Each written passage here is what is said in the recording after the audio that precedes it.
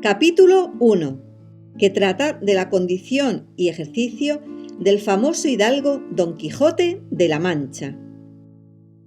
En un lugar de la Mancha, de cuyo nombre no quiero acordarme, no ha mucho tiempo que vivía un hidalgo de los de lanza en astillero, adarga antigua, rocín flaco y galgo corredor. Una olla de algo más vaca que carnero, salpicón las más noches, duelos y quebrantos los sábados, lentejas los viernes y algún palomino de añadidura los domingos, consumían las 3 partes de su hacienda. El resto de ella concluían sayo de velarte, calzas de velludo para las fiestas con sus pantuflos de lo mismo, y los días de entresemana se honraba con su vellorí de lo más fino. Tenía en su casa un ama que pasaba de los 40 y una sobrina que no llegaba a los 20 y un mozo de campo y plaza que así ensillaba el rocín como tomaba la podadera. Frisaba la edad de nuestro hidalgo con los 50 años. Era de complexión recia, seco de carnes, enjuto de rostro, gran madrugador y amigo de la caza. Quieren decir que tenía el sobrenombre de Quijada o Quesada, que en esto hay alguna diferencia en los autores que de este caso escriben, aunque por conjeturas verosímiles se deja entender que se llamaba Quijana. Pero esto importa poco a nuestro cuento. Basta que en la narración de él no se salga un punto de la verdad. Es pues de saber que este sobredicho hidalgo, los ratos que estaba ocioso, que eran los más del año, se daba a leer libros de caballerías con tanta afición y gusto que olvidó casi de todo punto el ejercicio de la caza y aun la administración de su hacienda. Y llegó a tanto su curiosidad y desatino en esto que vendió muchas hanegas de tierra de sembradura para comprar libros de caballerías en que leer, y así llevó a su casa todos cuantos pudo haber de ellos. Y de todos, ningunos le parecían tan bien como los que compuso el famoso Feliciano de Silva, porque la claridad de su prosa y aquellas intrincadas razones suyas les parecía de perlas, y más cuando llegaba a leer aquellos requiebros y cartas de desafíos donde en muchas partes hallaba escrito: «La razón de la sinrazón que a mi razón se hace, de tal manera mi razón enflaquece, que con razón me quejo de la vuestra fermosura». Y también cuando leía: «Los altos cielos que de vuestra divinidad divinamente con las estrellas os fortifican y os hacen merecedora del merecimiento que merece la vuestra grandeza». Con estas razones perdía el pobre caballero el juicio y desvelábase por entenderlas y desentrañarles el sentido, que no se lo sacara ni las entendiera el mismo Aristóteles si resucitara para solo ello. No estaba muy bien con las heridas que don Belianís daba y recibía, porque se imaginaba que por grandes maestros que le hubiesen curado no dejaría de tener el rostro y todo el cuerpo lleno de cicatrices y señales. Pero con todo, alababa en su autor aquel acabar su libro con la promesa de aquella inacabable aventura, y muchas veces le vino deseo de tomar la pluma y darle fin al pie de la letra como allí se promete. Y sin duda alguna lo hiciera, y aún saliera con ello, si otros mayores y continuos pensamientos no se lo estorbaran. Tuvo muchas veces competencia con el cura de su lugar, que era hombre docto graduado en Sigüenza, sobre cuál había sido mejor caballero, Palmerín de Inglaterra o Amadís de Gaula.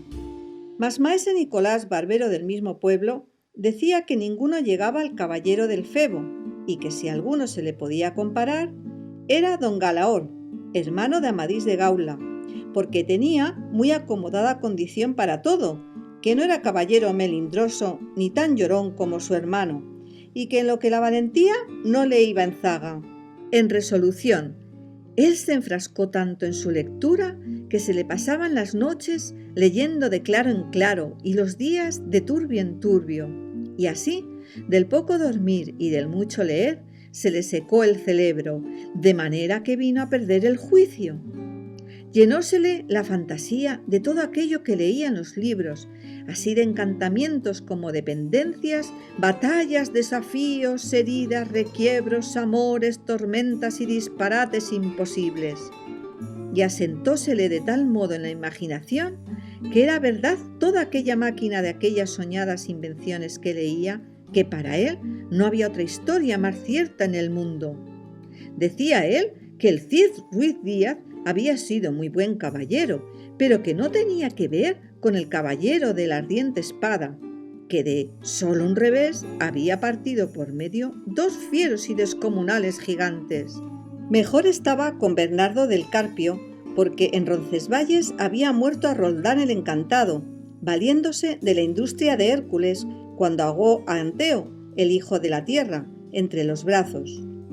Decía mucho bien del gigante Morgante, porque con ser de aquella generación gigantea, que todos son soberbios y descomedidos, él solo era afable y bien criado. Pero sobre todos estaba bien con Reinaldo de Montalbán, y más cuando le veía salir de su castillo y robar cuantos topaba, y cuando en Allende robó aquel ídolo de Mahoma, que era todo de oro, según dice su historia. Diera él por dar una mano de coces al traidor de Galalón, al ama que tenía y aún a su sobrina de añadidura.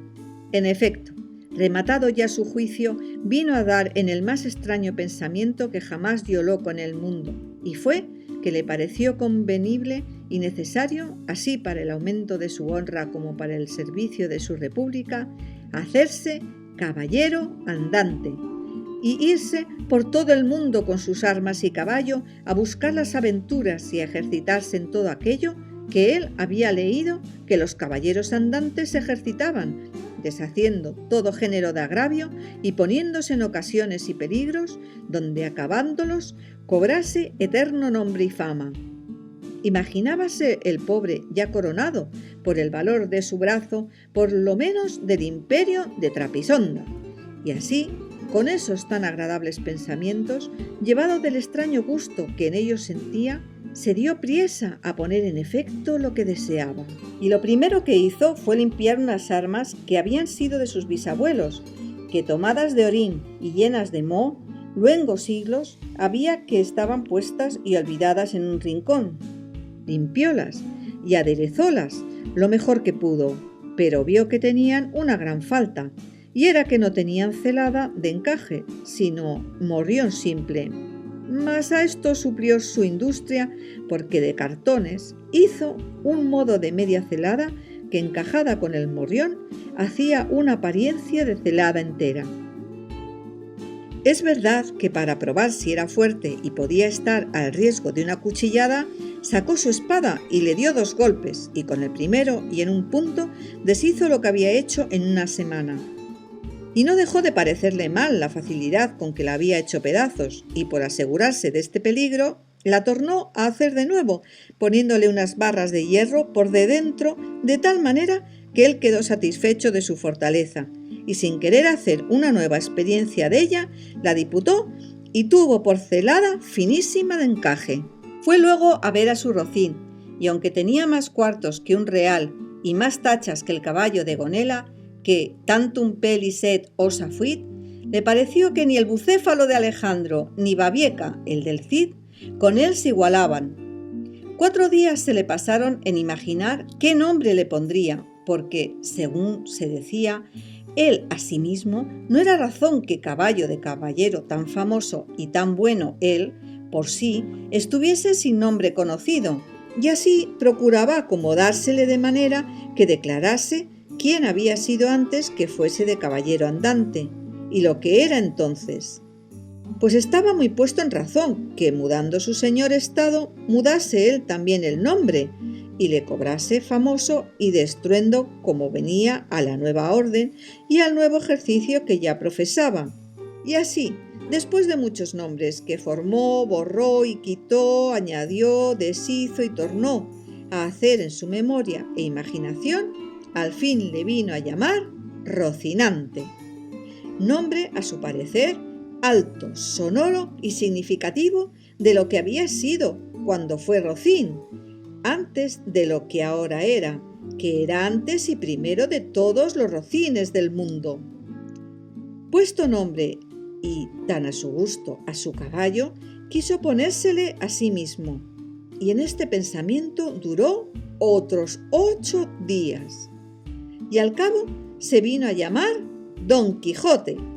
de donde, como queda dicho, tomaron ocasión los autores de esta tan verdadera historia que sin duda se debía llamar Quijada y no Quesada, como otros quisieron decir.